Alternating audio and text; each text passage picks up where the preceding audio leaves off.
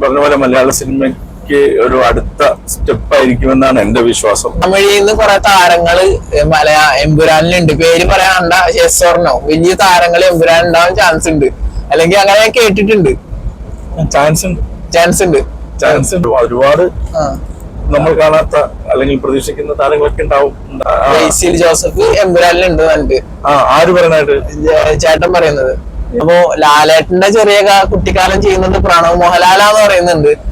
ഒരു പാവം, ഒരു ഏറ്റവും പുറകിൽ നിന്നാണ് ഒന്നാമൻ, അല്ലാതെ മുന്നിൽ നിന്നല്ല. ഏറ്റവും ആദ്യം എന്റെ ക്യാരക്ടർ പോസ്റ്റ് ഇറങ്ങിയതിന്റെ അർത്ഥം ഏറ്റവും ബാക്കിലുള്ള ആളാണ് ഞാൻ. ഏറ്റവും ചെറിയ പിന്നെ സ്റ്റീഫൻ നെല്ലുമ്പള്ളിയുടെ വലങ്കൈ ആണല്ലോ ഞാൻ. അപ്പൊ എനിക്ക് എന്തായാലും ഞാൻ സ്റ്റീഫൻ നെല്ലുമ്പള്ളിയുടെ ആളാണ്. എല്ലാരും ചോദിക്കുന്നത് എമ്പുരാനെ കുറിച്ചിട്ടാണ്. ഇപ്പൊ ചർച്ചയായിട്ടുകൊണ്ടിരിക്കുന്ന എമ്പുരാനെ കുറിച്ചിട്ടാണ്. മലയാളത്തിൽ നിന്നാണ് ഇന്നേ വരെ കാണാത്ത സ്കെയിലില്, ഇന്നേ വരെ കാണാത്ത എക്സൈറ്റ്മെന്റ് ആണ് മലയാളികൾ കാത്തുത്തിരിക്കുന്നത്. എമ്പുരാനെ കുറിച്ച് ഇപ്പൊ എന്താണ് പറയാനുള്ളത്?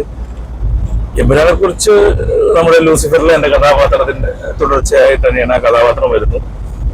പിന്നെ അതിന്റെ ഒക്കെ ഒരു ഭാഗമാകാൻ പറ്റുക എന്ന് പറഞ്ഞാൽ വലിയ ഭാഗ്യമല്ലേ. അപ്പൊ നമ്മുടെ ലൂസിഫറിൽ വന്ന എമ്പുരാനെ പറ്റി ഒരു വാർത്തകൾ വന്നു തുടങ്ങിയപ്പോൾ തൊട്ട് എല്ലാവരും എന്നോട് ചോദിച്ചിരുന്ന കാര്യമാണ് എമ്പുരാനിലുണ്ടോ എന്നുള്ളത്. അത് നമുക്കത് നമ്മളായിട്ട് റിവീൽ ചെയ്യാൻ പറ്റാത്തതുകൊണ്ട് വെയിറ്റ് ചെയ്തിരുന്നതാണ്. പിന്നെ ക്യാരക്ടർ പോസ്റ്റർ വന്നു കഴിഞ്ഞപ്പോ ഏറ്റവും 36ാമത്തെ ക്യാരക്ടറായിട്ട് പുറകിൽ നിന്ന് ഫസ്റ്റ് ക്യാരക്ടർ പോസ്റ്റർ ഇറങ്ങിയത് എന്റെയാണ്. അപ്പൊ എല്ലാവർക്കും മനസ്സിലായി ഞാൻ പടത്തിലുണ്ട് എന്നുള്ള കാര്യം. അപ്പോ വലിയ സന്തോഷമാണ് അതിലൊരു ഭാഗമാകാൻ പറ്റിയത്. ഓക്കെ, അപ്പൊ എമ്പുരാന്റെ മുന്നേ നമുക്ക് ലൂസിഫറിൽ നിന്ന് തുടങ്ങാം. ലൂസിഫറിക്ക് എങ്ങനെ കാസ്റ്റ് ചെയ്യപ്പെട്ടു? ആദ്യം ലൂസിഫറിൽ നമ്മളെ വാവയാണ്, അസോസിയേറ്റ് വാവയാണ് എന്നെ വിളിച്ചത്. എന്നെ ക്യാരക്ടർ ഉണ്ട് എന്നുള്ള കാര്യം. പക്ഷെ എന്നെ ആദ്യം വിളിച്ചത് ഈ ക്യാരക്ടർ ആയിരുന്നില്ല, ഒരു പോലീസ് ഓഫീസർ ക്യാരക്ടർ ആയിരുന്നു. പിന്നെ പടത്തിലെ ക്യാരക്ടർ കുറച്ച് കഴിഞ്ഞപ്പോൾ അറിഞ്ഞു അതിനകത്ത് ക്യാരക്ടർ ഇല്ലാന്ന്. അത് വളരെ ചെറുതായി പോയി. അപ്പോൾ അത് സ്ക്രിപ്റ്റിൽ തന്നെ എഡിറ്റ് ചെയ്ത് ചെറുതായി പോയതുകൊണ്ട് ചേട്ടാ അത് ഉണ്ടാവില്ല എന്ന് പറഞ്ഞു. അപ്പോഴാണ് ഞാൻ പറഞ്ഞത് അയ്യോ എങ്ങനെയെങ്കിലും അതിന്റെ ഒരു ഭാഗം പറ്റുമോ എന്ന് ചോദിച്ചു കഴിഞ്ഞപ്പോൾ പറഞ്ഞു ഞാൻ നോക്കട്ടെ ചേട്ടാ, ഒരു പരിപാടി ഉണ്ട്, അതില് ഡയലോഗ് കാര്യങ്ങളൊന്നും ഉണ്ടാവില്ല, പക്ഷെ പ്രധാനപ്പെട്ട പല മെയിൻ സ്ഥലങ്ങളിലൊക്കെ ലാലേട്ടൻ കൂടെ വരുന്നൊരു ക്യാരക്ടറാണ്, നോക്കാമെന്ന് പറഞ്ഞു. ഞാൻ പറഞ്ഞു ഉറപ്പായിട്ട് എന്തായാലും കുഴപ്പമില്ല, എന്നെ അതിന്റെ ഭാഗമാക്കണം എന്ന് പറഞ്ഞു. അങ്ങനെയാണ് എന്നെ പിന്നെ വാവ ഈ ക്യാരക്ടറിന് വേണ്ടി വിളിക്കുന്നത്. ഓക്കെ, അപ്പൊ ആ പോലീസ് ഓഫീസർ പിന്നെ ആരാണ് പിന്നെ ചെയ്ത റോള്? ഇല്ല, അത് വളരെ മൈന്യൂട്ടായിട്ട് വന്നു പോകുന്ന ഒരു ക്യാരക്ടറായിട്ട് തീർന്നു പോയി. അതില്ല സിനിമയിൽ ശരിക്കും വളരെ ശ്രദ്ധിച്ചാലാണ് അതിൽ ലാലേട്ടനെ അറസ്റ്റ് ചെയ്യാൻ വരുന്നതിന് തൊട്ട് മുമ്പ് ഒരു വാർണായിട്ട് വരുന്ന ഒരു ക്യാരക്ടർ ഉണ്ട്. അത് വളരെ നിസ്സാര സീനിൽ പോകുന്ന ശ്രദ്ധിക്കില്ല, അത്രയ്ക്കും ചെറിയ ക്യാരക്ടറായി മാറിയത്. അപ്പൊ ലൂസിഫറിൽ നിന്ന് ഇപ്പൊ എമ്പുരാന്റെ സെറ്റിലേക്ക് വന്നപ്പോ എങ്ങനെ ഉണ്ടായിരുന്നു? അതിന്റെ സെറ്റ് നോക്കുകയാണെങ്കിൽ മാത്രം അല്ല, ലൂസിഫറിന്റെ ആണെങ്കിലും സെറ്റും നമുക്ക് അതിന്റെ വർക്കുകൾ അന്ന് തന്നെ കാണുമ്പോൾ തന്നെ അറിയായിരുന്നു അത് അതിഗംഭീരമാണെന്നും. അത്രയ്ക്കും മനോഹരമായിട്ടാണ്. ആർട്ട് ഡയറക്ടർ മണിയാണ്. അപ്പോ അത് അത്രയും ഗംഭീര പരിപാടിയാണ് നമുക്ക് അന്നേ അറിയാമായിരുന്നു. പക്ഷെ എമ്പുരാനിലെത്തിയപ്പോ അതിന്റെ മൊത്തം മേക്കിംഗ് സ്റ്റൈലും കാര്യങ്ങളും യൂണിറ്റും ഒക്കെ മാറി. ഒരുപാട് ഒരു വലിയ പടം, ഒരു മലയാള സിനിമയായിട്ട് നമുക്ക് തോന്നുന്നില്ല. ആ രീതിയിലാണ് ആയിരുന്നു അതിന്റെ സെറ്റും അതിന്റെ പിന്നിലുള്ള എല്ലാ കാര്യങ്ങളും. അപ്പൊ അതിന്റെ ഒരു അത്ഭുതവും ത്രില്ലും നമ്മളും പടം കാണാൻ വെയിറ്റ് ചെയ്യാണ്. ഈ 5 വർഷത്തിന് ശേഷം വീണ്ടും എമ്പുരാൻ വരുമ്പോ സ്റ്റീഫൻ നെടുമ്പള്ളിക്ക് എന്തെങ്കിലും മാറ്റങ്ങളൊക്കെ കാണുന്നുണ്ടോ? അത് നമുക്ക് സിനിമയിൽ കാണാം. അത് എനിക്ക് അതിനെ പറ്റി ഒന്നും പറയാൻ പറ്റില്ല, പറയാൻ പാടില്ല. പറ്റില്ല എന്നല്ല, പാടില്ല. കാരണം അത് അവരായിട്ട് തന്നെ പുറത്തു പറയേണ്ട കാര്യങ്ങളാണ്. കാരണം അത്രയും വലിയ സിനിമ, അത്രയും പ്ലാനോടുകൂടി ചെയ്യുന്ന കാര്യം, അത് നമ്മളുടെ വായിൽ നിന്നൊന്നും പോകേണ്ടതോ അല്ലെങ്കിൽ നമ്മൾ ചിന്തിക്കുന്ന നമ്മുടെ ചെറിയ കാര്യങ്ങളിൽ കൂടെ പറഞ്ഞു പോകേണ്ട കാര്യങ്ങളല്ലാത്തതുകൊണ്ട് ഇനിയിപ്പോ ദിവസങ്ങളല്ലേ ഉള്ളൂ. മാർച്ച് 27 നമ്മൾ കാണാൻ പോവല്ലേ നേരിട്ട്. പിന്നെ ഓരോ അപ്ഡേഷനും അവരായിട്ട് തന്നെ ചെയ്യുന്നുണ്ട്. നമുക്ക് അതിന്റെ ഒപ്പം കാണാം, വെയിറ്റ് ചെയ്യാം. അതേപോലെ തന്നെ രാജുവേട്ടനെ പറ്റി പറയുകയാണെങ്കിൽ എന്താണ് പറയാനുള്ളത്? ഇത്രയും വലിയ സ്കെയിലുള്ള പടം, അത് 3ാമത്തെ ഡയറക്ഷനാണ് ഇത്രയും വലിയൊരു പടം ചെയ്യുന്നത് അദ്ദേഹം. അപ്പൊ അദ്ദേഹത്തിന്റെ ഡയറക്ടോറിയൽ വിഷൻ എങ്ങനെയാണ് നോക്കി കാണുന്നത്? അപ്പോ ഞാൻ പല ഇന്റർവ്യൂവിലും പറഞ്ഞായിരുന്നു, അത് അത്രയ്ക്കും കഴിവുള്ള അല്ലെങ്കിൽ അത്രയ്ക്കും ഡെഡിക്കേറ്റഡ് ആയിട്ടുള്ള അല്ലെങ്കിൽ അത്രയ്ക്കും എന്താ പറയാ ആ സ്ക്രിപ്റ്റിന്റെ ഓരോ കാര്യങ്ങളിലും ഉള്ളിൽ എങ്ങനെ വരണമെന്ന് കൃത്യമായ തീരുമാനമുള്ള ഒരാളാണ്. അദ്ദേഹത്തിന്റെ ഡയറക്ഷൻ എന്നെ വല്ലാതെ അത്ഭുതപ്പെടുത്തിയിട്ടുണ്ട്. ഞാൻ ആരാധനയോടെ ഞാൻ കഴിഞ്ഞ ഇന്റർവ്യൂ പറഞ്ഞത്, ഞാനുള്ള ദിവസങ്ങളിൽ എനിക്ക് ഷൂട്ടില്ലെങ്കിൽ ഞാൻ അവിടെ പോയി ഇങ്ങനെ മാറി അവരുടെ ശല്യമില്ലാതെ ഞാൻ അതൊക്കെ ത്രില്ലടിച്ച് കണ്ടുകൊണ്ടിരിക്കുകയായിരുന്നു. അത്രയ്ക്കും ഗംഭീര ഡയറക്ഷനാണ്, അത്രയ്ക്കും കഴിവുള്ള ആളാണ്. എത്ര ദിവസം ഷൂട്ടിംഗ് ഉണ്ടായിരുന്നു എമ്പുരാനില്? എനിക്ക് ഏകദേശം പല സ്ഥലങ്ങളിലായിട്ടായിരുന്നു എന്റെ ഇതുണ്ടായിരുന്നത്. ഏകദേശം ഒരു ഏകദേശം 6-7 ദിവസം, 7 ദിവസത്തോളം എനിക്ക് ഷൂട്ട് ഉണ്ടായ ദിവസം കണ്ടായി.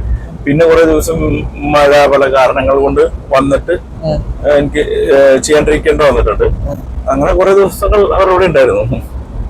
6-7 ദിവസം കഴിഞ്ഞിട്ട് ഷൂട്ട് കഴിഞ്ഞിട്ട് വീണ്ടും സെറ്റ് വിസിറ്റ് ചെയ്യാൻ വേണ്ടിട്ട് വീണ്ടും പോയിട്ടുണ്ടായിരുന്നു.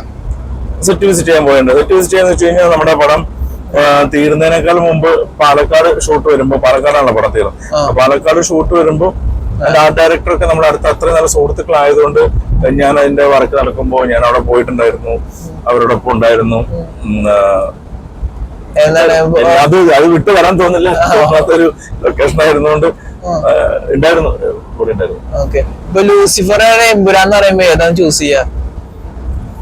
അതെങ്ങനെ നമുക്ക് അങ്ങനെ രണ്ട് വലം കൈയാണോ ഇടം കൈയാണോ എന്ന് ചൂസ് ചെയ്യാൻ പറ്റുമോ? രണ്ടും നമ്മുടെ അല്ലേ, എല്ലാം രണ്ടും രണ്ട് ലെവൽ ഓഫ് ഗംഭീരല്ലേ.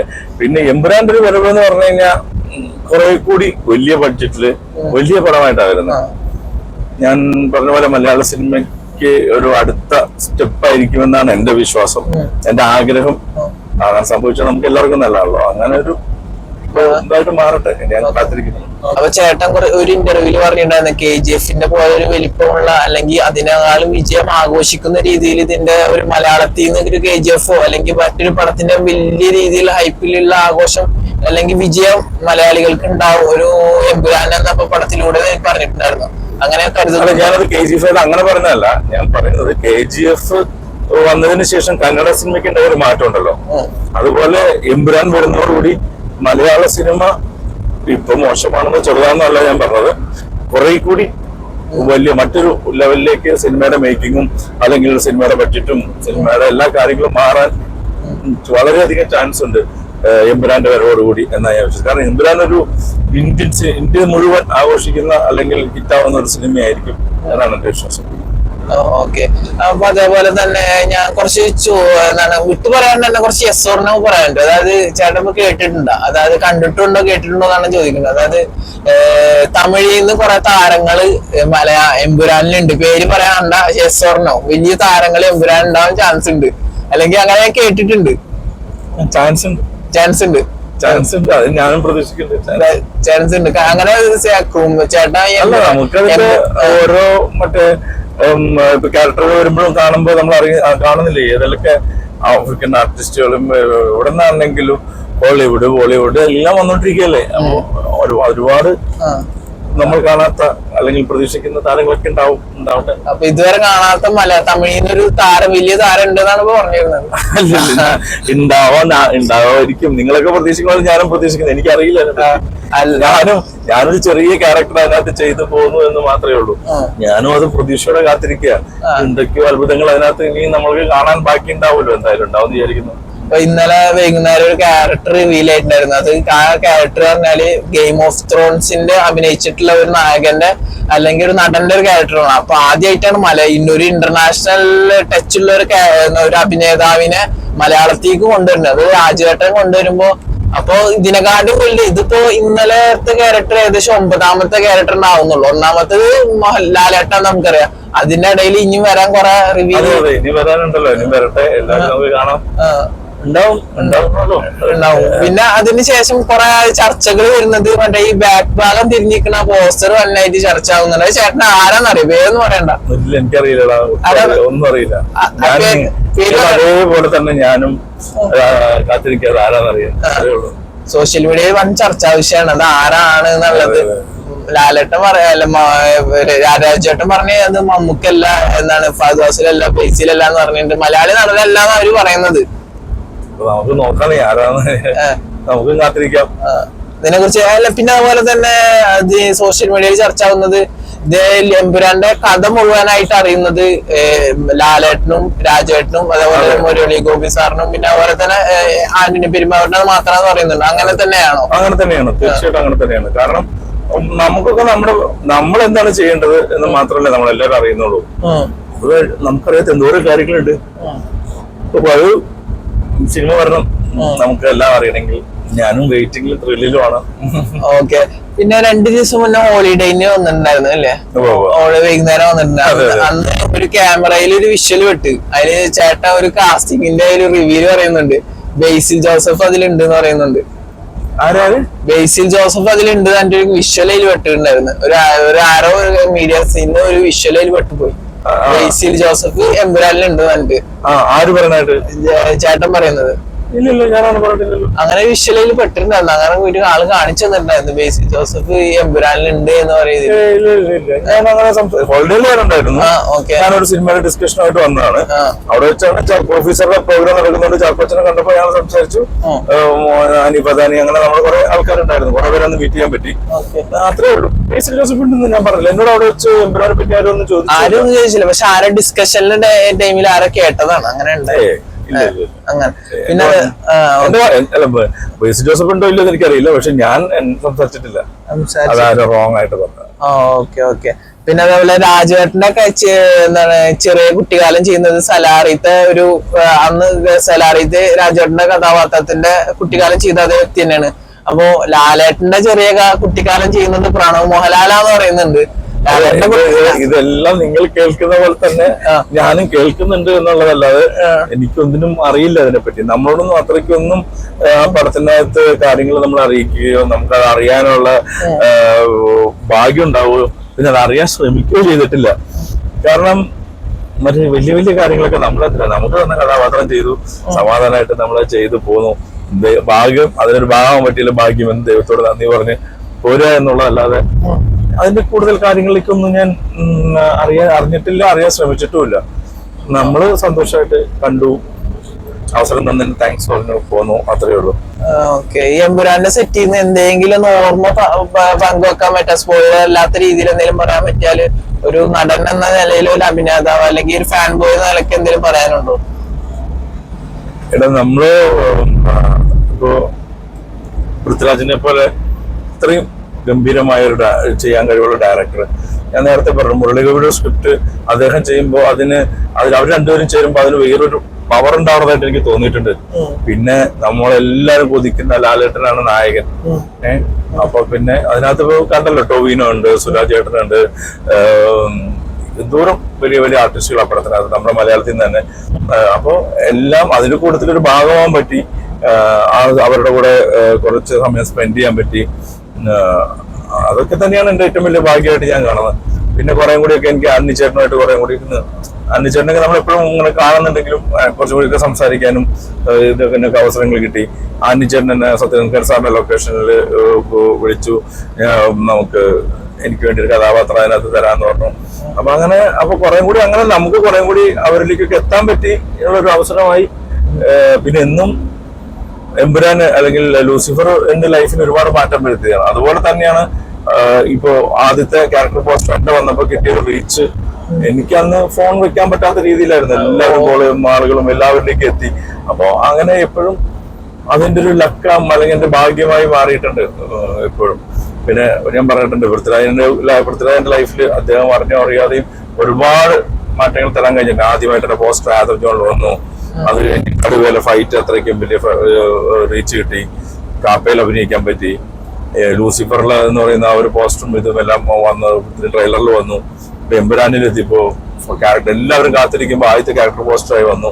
അപ്പൊ ഇതൊക്കെ നമ്മുടെ ഭാഗ്യമായിട്ട് കാണുന്നു.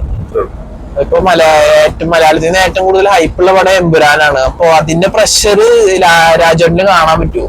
അതായത് അങ്ങനെ സെറ്റിൽ ടെൻഷൻ അടച്ചിട്ടാണോ? അതായത് അദ്ദേഹത്തിന്റെ ഡയറക്ഷന്റെ രീതി എങ്ങനെയാണ് സംവിധാനം ചെയ്യുന്നത്? അല്ല, അങ്ങനെ ഒരു പ്രഷറോ അല്ലെങ്കിൽ അതിന്റെ ഫ്രസ്ട്രേഷൻ മറ്റോ അങ്ങനെ ഒന്നും ആള് വളരെ കൂളാണ്. ആൾക്ക് കോൺഫിഡൻസ് ഉണ്ട് ആളെന്താ ചെയ്യണേന്ന്. അപ്പോ അദ്ദേഹം അതിന്റെ ധൈര്യത്തിലാണ്. അയാൾ കൂളായിട്ട് എല്ലാവരോടും നല്ല രീതിയിൽ പെരുമാറുന്നു. ഏറ്റവും ഡൗൺ ടു എർത്ത് ആയിട്ട്. ഞാൻ കഴിഞ്ഞ ദിവസത്തെ ഇന്റർവ്യൂവിൽ ഞാൻ പറഞ്ഞു, എനിക്ക് അദ്ദേഹത്തിന്റെ ഓരോ പരിപാടിയില്ല, ഞാൻ കുറെ അനുഭവങ്ങളുണ്ട് ലൈഫിൽ. അപ്പൊ ഞാൻ പുള്ളിയെ പറ്റി ഞാൻ പറഞ്ഞു, ഇത്രത്തോളം ചെറുതാവാൻ ഞാൻ എത്ര വളരെയാണ്. ബൈബിളിലൊരു പാട്ടുണ്ട്, ക്രിസ്ത്യൻ ഭക്തിയാറുണ്ട്, ഇത്രത്തോളം ചെറുതാവാൻ ഞാൻ എത്ര വളരെയാണ്. എനിക്കത് ഭയങ്കരമായിട്ട് തോന്നുന്നുണ്ട്. അദ്ദേഹത്തെ പോലെ ഇത്രയും ഡയറക്ടറാണ്, പ്രൊഡ്യൂസറാണ്, ഇത്രയും ഫാൻസ് ഉണ്ട്, ഇത്രയും ഹീറോ ആണ്, എല്ലാ ഇന്ത്യയിലെ എല്ലാ ലാംഗ്വേജിലും. എന്നാലും എല്ലാവരോടും അത്ര സിമ്പിളായിട്ടും പറയേണ്ട കാര്യങ്ങൾ പറഞ്ഞു തന്നും ആ ഒരു ടെൻഷനൊന്നും ഇല്ലാതെ ഭയങ്കര ഒരു അത്ഭുതത്തോടെ, അല്ലെങ്കിൽ ഞാനൊരു എന്താ പറയാ ഇങ്ങനെ എപ്പോഴും കണ്ടിരിക്കാൻ തോന്നുന്ന ഒരു പ്രവൃത്തികളും കാര്യങ്ങളും അത് അനുകരിക്കാൻ പറ്റണേ എന്ന് തോന്നുന്ന കാര്യങ്ങളുണ്ട്. ഒരുപാട് നല്ല പാഠങ്ങൾ പഠിക്കാനുണ്ട്. ഇപ്പൊ ഇനി വൈകുന്നേരം ഇനി ഒരു ക്യാരറ്റ് റിവീലാവും. അത് കഴിഞ്ഞിട്ട് തുടരെ ഒന്നാമത് വരെ ഒരു ക്യാരറ്റ് ലാസ്റ്റ് വരെ ക്യാരറ്റും കൂടെ റിവീലാവും. അപ്പൊ ഈ ഓർഡർ എന്തായാലും അറിയാൻ പറ്റുമോ? അതായത് ഇനി വരാൻ ആരാന്ന് മുൻകൂട്ടി അറിയാം? ആരാന്ന് പറയണ്ട, അറിയോ ഇല്ല? അറിയില്ല എന്നുള്ളത് തന്നെയാണ് സത്യം. നിങ്ങൾ പ്രതീക്ഷിക്കുന്നതൊന്നും എനിക്കറിയില്ല. ഞാനൊരു പാവം, ഒരു ഏറ്റവും പുറകിൽ നിന്നാണ് ഒന്നാമൻ, അല്ലാതെ മുന്നിൽ നിന്നല്ല. ഏറ്റവും ആദ്യം എന്റെ ക്യാരക്ടർ പോസ്റ്റ് ഇറങ്ങിയതിന്റെ അർത്ഥം ഏറ്റവും ബാക്കിലുള്ള ആളാണ് ഞാൻ, ഏറ്റവും ചെറിയ ക്യാരക്ടറാണ് എന്റെ എന്ന് മനസ്സിലാക്കി, അത്രേ ഉള്ളൂ. ഓക്കെ. അതേപോലെ തന്നെ ഈ മലയാളത്തിൽ നിന്ന് തമിഴിൽ നിന്ന് ഇപ്പൊ വലിയ വലിയ പടങ്ങൾ വരുമ്പോ ഈ 4 മണിക്ക് ഷോ വെക്കുന്നുണ്ട് ഫാൻസിന് ഭയങ്കരമായിട്ട് ആഘോഷിക്കാൻ. പക്ഷെ മലയാളത്തിൽ നിന്ന് അങ്ങനെ അപൂർവമായിട്ടാണ് ഒരു പടമൊക്കെ 4 മണിക്ക് വെക്കുന്നത്. ഈ എമ്പുരാൻ പോണ ഒരു വലിയ പടം മലയാളത്തിൽ നിന്ന് വരുമ്പോ അത് ഫാൻസിനെ ആഘോഷിക്കാൻ വേണ്ടിട്ട് 4 മണിക്ക് വെക്കണം എന്നുള്ളതിനോട് എന്താണ് പറയാനുള്ളത്? നല്ലതല്ലേ, എനിക്ക് ഭയങ്കര ഇഷ്ടമാണ്. ഞാനിവിടെ വിജയുടെ പടവും അല്ലെങ്കിൽ രജനീകാന്ത് പടങ്ങള് അങ്ങനെയൊക്കെ ഞാൻ വടക്കഞ്ചേരിക്കാരനാണ്, പാലക്കാടാണ്. ഇവിടെ ഭയങ്കരമായിട്ട് എന്റെ ഫാൻസ് ടീമുകളുണ്ട്. അവരെന്നോട് പറയും ചേട്ടാ വരുന്നുണ്ടോന്ന് ചോദിച്ചാൽ ഞാൻ വെളുപ്പിന് 4 മണിക്ക് ഷോ ആണെങ്കിൽ പോയി കാണാം. അത് പിന്നെ എമ്പുരാൻ അങ്ങനെ ഒരു ഷോ കിട്ടി എന്തായാലും കാണും. നല്ലതല്ലേ, സംഭവിക്കട്ടെ. അതൊക്കെ നമ്മുടെ ജീവിതത്തിൽ സന്തോഷിക്കാൻ കിട്ടുന്ന ഏത് സമയവും ആഘോഷിക്കാന്നുള്ളതല്ലേ ഉള്ളൂ. അല്ലാണ്ട് ഇതിനൊന്നും നെഗറ്റീവായിട്ട് കാണേണ്ട കാര്യങ്ങളില്ലല്ലോ. ഓക്കെ. ഇപ്പോ ലൂസിഫറിൽ നിന്ന് എമ്പുരാനിക്ക് എത്തിയപ്പോ രാജേട്ടനായിട്ടുള്ള കണക്ഷൻ ഇപ്പൊ വലുതായോ? എങ്ങനെയാണ്? അങ്ങനെ വലുതായോ? അന്ന് ആദ്യത്തെ കണ്ടപ്പോൾ എന്നോട് എങ്ങനെ പെരുമാറുന്നു അതേ എപ്പോഴും അങ്ങനെ തന്നെയാണ് പെരുമാറുന്നത്. ഒരു എന്താ പറയാ, കൂടുതൽ പിന്നെ കാണും തോറും നമുക്ക് ഒരു അടുപ്പം കിട്ടുമല്ലോ, അത് സംഭവിക്കുന്നുണ്ട്. രാജേട്ടന്റെ കൂടെ എത്ര പടത്തില് അഭിനയിച്ചിട്ടുണ്ട്? പൃഥ്വിരാജിന്റെ കൂടെ ഞാൻ ചെയ്തിരിക്കുന്നത് ആദമാണ് ആദ്യം ചെയ്തത്. ആദം ജോൺ കഴിഞ്ഞ് കടുവ ചെയ്തു, കടുവ കഴിഞ്ഞ് കാപ്പ ചെയ്തു, ലൂസിഫർ ചെയ്തു, എമ്പുരാൻ.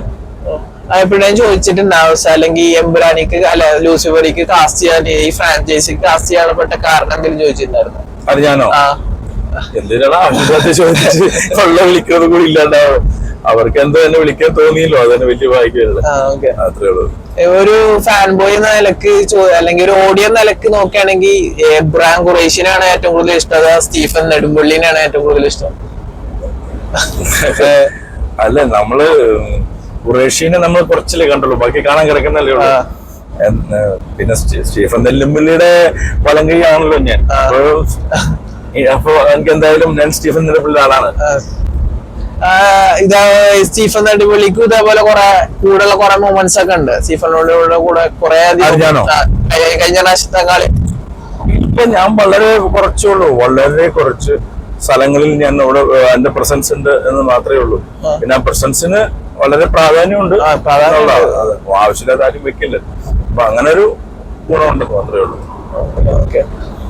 ഇത്രയും വലിയൊരു സിനിമയുടെ ഭാഗമാകാൻ പറ്റി, അതാണ് ഏറ്റവും വലിയ സന്തോഷം. ഈ എമ്പുരാന്റെ പേരിൽ എത്ര ഇന്റർവ്യൂ കഴിഞ്ഞു? എമ്പുരാന്റെ പേരിലാണ് ഞാനിപ്പോ എല്ലാവരോടും പറയും, എമ്പുരാന്റെ പേരിൽ തന്നെ ഇത് തന്നെയാണ് ഇപ്പൊ കാരണം. നിങ്ങൾ വരുന്നതും കാരണം തന്നെയാണല്ലോ, കാരണം ഫസ്റ്റ് വന്നാണല്ലോ. അപ്പൊ ഞാൻ എല്ലാവരോടും പ്രത്യേകം ഉറപ്പിക്കുന്ന കാര്യമുണ്ട്, ഞാൻ ആ പടത്തിലെ ഏറ്റവും ബാക്കിനാണ് ഫസ്റ്റ് എന്നുള്ള കാര്യം മനസ്സിലാക്കുക. അല്ല, എന്നിൽ നിന്ന് എമ്പുരാന്റെ കാര്യങ്ങളോ അല്ലെങ്കിൽ എമ്പുരാന്റെ കഥാപാത്രവും ഇനിയിപ്പോ ഞാൻ ചെയ്തതിന്റെ ഉള്ളിൽ ആ കഥാപാത്രത്തിന് എന്തോരം ഡെപ്ത് ഉണ്ടെന്ന് വരെ അവർക്ക് അറിയാം. നമുക്ക് പക്ഷെ അറിയാം, പ്രസൻസ് കിട്ടിയിട്ടുണ്ട് ആ പടത്തിനകത്ത്, അതന്നെ ബാക്കി. ഓക്കെ. ഞാൻ ഒരു ചോദ്യം വീണ്ടും ആവർത്തിക്കുകയാണ്, നേരത്തെ ചോദിച്ചാണ്. അപ്പൊ ഞാൻ ചോദിക്കണല്ലേ, ഒരു ഇതിന്റെ ഭാഗമല്ലാത്ത ഒരാള്, എമ്പുരാന്റെ ലൂസിഫറിന്റെ ഭാഗമല്ലാത്ത ഒരു ആർട്ടിസ്റ്റ് വന്നിട്ട് ഒരു ഇന്റർവ്യൂല് പറഞ്ഞു, ആ സെറ്റ് വിസിറ്റ് ചെയ്തതിനു ശേഷം പറഞ്ഞത് പറഞ്ഞാല് തമിഴിൽ നിന്ന് കുറച്ച് വലിയ താരങ്ങൾ അഭിനയിക്കുന്ന ഭാഗം കണ്ടിട്ട് ഞെട്ടിപ്പോയി എന്നാണ് പറഞ്ഞത്. അതാണ് ഞാൻ ചോദിക്കാൻ കാരണം. ഇത്രയും വലിയ താരങ്ങൾ എന്നിട്ട് അഭിനയിക്കുന്നത് കണ്ട് ഞെട്ടിപ്പോയി. വലിയ താരങ്ങൾ എന്നാണ് പറഞ്ഞത്, പേരും പറഞ്ഞിട്ടൊന്നും അറിയില്ല. അപ്പൊ ആകാംക്ഷയിലാണ് എല്ലാരും. അപ്പൊ തമിഴിൽ നിന്ന് കുറെ ആർട്ടിസ്റ്റുകൾ ഉണ്ടാവാൻ ചാൻസ് ഉണ്ട്. അല്ല, തമിഴിൽ ആർട്ടിസ്റ്റുകൾ ഓൾറെഡി പടത്തില് ലൂസിഫറിലുണ്ടായിരുന്നല്ലോ. അല്ല, നല്ല സ്റ്റാർ വാല്യൂ ഉള്ള. അല്ല, എനിക്കറിയില്ലടാ അതിനെ പറ്റി, അതാണ് സത്യം. അപ്പൊ എല്ലാ ഈ ദിവസങ്ങളിൽ കാണാം. ഏതായാലും ഓക്കെ. ഇപ്പൊ ഈ ഒരു കാര്യം കൂടി, ഈ ലൂസിഫറില് പാകമല്ലാത്ത എമ്പുരാനില് പാകമാകാൻ പോകുന്ന ഇനിയും ഈ വരാൻ പോകുന്ന ക്യാരക്ടർ റിവീലിംഗിലുണ്ട് ഉണ്ട്. സുരാജ് ചേട്ടൻ പറഞ്ഞല്ലോ, സുരാജ് ചേട്ടൻ ഇതിലുണ്ടായിരുന്നില്ലല്ലോ. ആ സുരാജ് ചേട്ടൻ, അതുപോലെ തന്നെ കുറെ മലയാളി നടന്മാരെ കാസ്റ്റ് ഈ വരും ദിവസങ്ങളിൽ റിവീൽ ചെയ്യും. അറിയില്ലടാ, ക്യാരക്ടർ കുറച്ച് വരുമ്പോഴേ നമുക്ക് അറിയാൻ പറ്റുള്ളൂ ഇനി ആരൊക്കെ ഉള്ളത്. നമ്മള് കാത്തിരിക്കുന്നു. ഓക്കെ. അപ്പൊ ലാലേട്ടന്റെ കൂടെ ഇപ്പൊ എത്ര പടത്തിലൊക്കെ അഭിനയിച്ചിട്ടുണ്ടാവും? ലാലേട്ടന്റെ കൂടെ ഇപ്പൊ ഞാൻ ഏകദേശം ലാലേട്ടൻ്റെ കൂടെ ആദ്യമായിട്ട് അഭിനയിക്കുന്ന കരിയർ തുടങ്ങുന്നത് തന്നെ ലാലേട്ടന്റെ കൂടെയാണ്, ലേഡീസ് ആൻഡ് ജെന്റിൽമാൻ. ഓക്കെ. പിന്നെ അത് കഴിഞ്ഞ് ലാലേട്ടനോട് അഭിനയിക്കാൻ കുറെ ഒന്ന് വെളിവാണ്ട പുസ്തകത്തിലാണ് പിന്നെ അഭിനയിച്ചത്. പിന്നെ അത് കഴിഞ്ഞ് ലാലേട്ടൻ്റെ കൂടെ കിട്ടിയത് നമുക്ക് ഇതാണ് ലൂസിഫറാണ്. ലൂസിഫറിന് ശേഷം എമ്പുരാൻ, എമ്പുരാന് ശേഷം തുടരുന്നുണ്ട്. അതിനുശേഷം ഇപ്പോ സത്യനന്ദിക്കാർ ലാലേട്ടൻ പടത്തിനകത്തും ഉണ്ടെന്ന് അറിഞ്ഞിട്ടുണ്ട്. ഡേറ്റിന് വിളിക്കും വേണ്ടി കാത്തിരിക്കുന്നു.